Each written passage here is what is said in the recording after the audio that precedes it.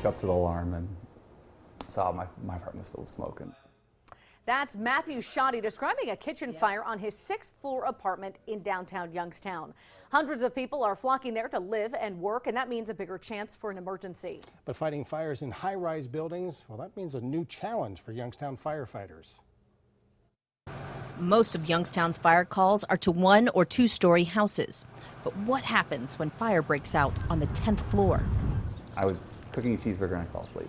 Well, they were knocking on the door, and I quickly panicked, and I quickly opened the windows and got a fan out there, and it was basically done. But it was like a little cookie crisp in the sink. There is no ladder in the world that can reach the top of one of these buildings. So if fire breaks out above the 4th or the 5th floor, the fire department has to grab their gear and start climbing.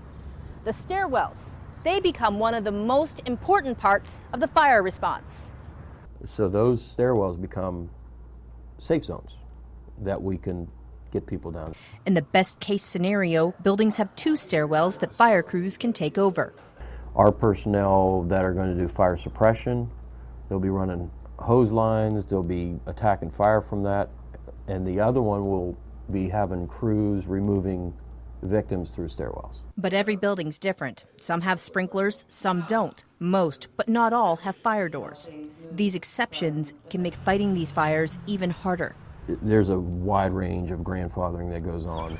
The hardest fight will be if one of these large buildings catches fire, and everyone has to get out fast. The removal of mass amounts of victims isn't something you do every day.